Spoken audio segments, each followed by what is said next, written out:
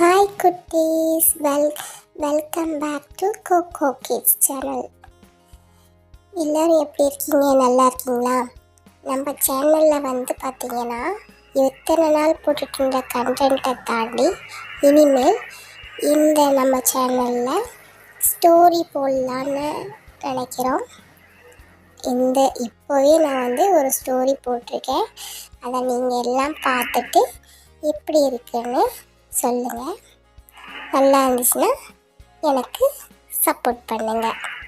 Okay குட்டீஸ், உங்களுக்கு பிடிக்கும்னு நான் நினைக்கிறேன். உங்களை பிடிக்கணும்னு தான் இந்த ஸ்டோரி போடலான்னு ஆசைப்பட்றேன். தேங்க்யூ. பாருங்கள்.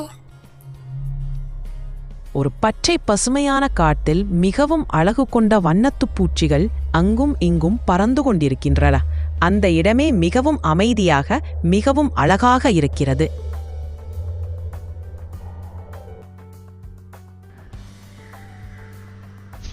ஒரு நாள் மான் தனியாக காட்டில் நடந்து கொண்டிருந்தது. ஆஹா, என்ன ஒரு குளிர்ந்த காற்று, என்ன ஒரு அழகான சூழல் என்று எண்ணி மான் மகிழ்ந்தது கொண்டிருந்தது. அது ஆற்றின் அருகே சென்று தண்ணீரில் தன்னோட பிரதிபலிப்பை பார்த்தது. வாவ், எனக்கு என்ன அழகான கொம்புகள் என்று பெருமையாக நினைத்தது.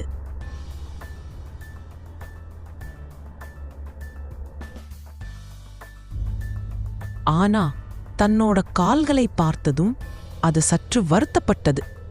ஐயோ, என் கால்கள் ரொம்ப மெலிதா இருக்கே, இதுக்கு கண்டிப்பா நான் ஏதாவது செய்யணும் என்று அது சோகமாய் நின்று கவலைப்பட்டு கொண்டிருந்தது.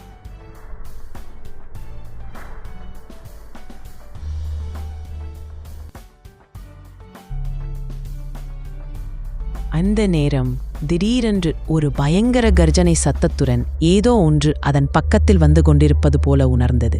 பார்த்தால் அது ஒரு சிங்கம் அந்த காட்டுக்குள் நடந்து வந்து கொண்டிருந்தது.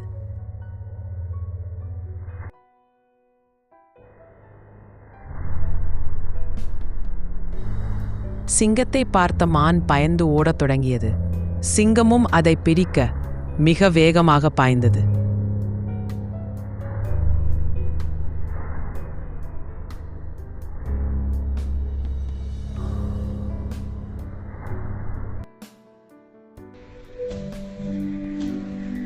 மான் காட்டின் அடர்ந்த புற்களுக்குள் ஓடிப்போனது.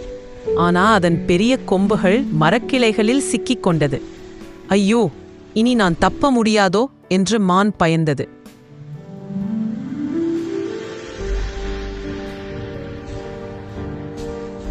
ஒரு முயற்சியில் கொம்புகளை விட்டு விலகி மான் முட்டிக்கொண்டு தப்பி ஓடிவிட்டது.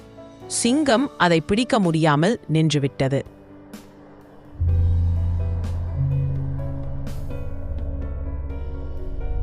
அந்த நாள் மான் ஒரு பாடம் கற்றுக்கொண்டது. அழகு மட்டும் போதாது, பயன்தான் முக்கியம். அதன் பின் மான் தன்னுடைய கால்களை பார்த்து நன்றி சொல்லத் தொடங்கியது.